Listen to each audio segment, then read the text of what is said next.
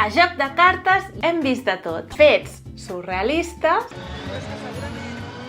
incoherències. A la Rofi donem un 10, A menjar. Correcte. Un 5. En aquest canal el que ens interessa és el que passa fora del plat. Hi ha aprenentatges que val la pena assaborir. El primer és aprendre dels que ja han passat pel programa. Tenim programes anteriors, errors i encerts. Si entra aquí una inspecció, ens tanquen el local. M'heu d'explicar què heu vist. Una tapa de vàter. Perquè aprendre dels que han vingut abans que tu et dona aquest marge de millora. El segon punt, l'emoció es veu quan parlen del que fan. La cuina de ma germana hi ha molt treball. I aquí hi ha un missatge pedagògic potent. A qualsevol ofici no n'hi ha prou amb el coneixement i la tècnica. Necessitem emoció, passió i autenticitat. Perquè si el que fas no et mou a tu, difícilment mourà els altres. I el tercer punt, parlem de l'esforç. Esforçar-se sense direcció és només un desgast. La gent com a clients no ho acaba de percebre. El client no veu l'esforç, veu el resultat. Per això l'esforç ha de tenir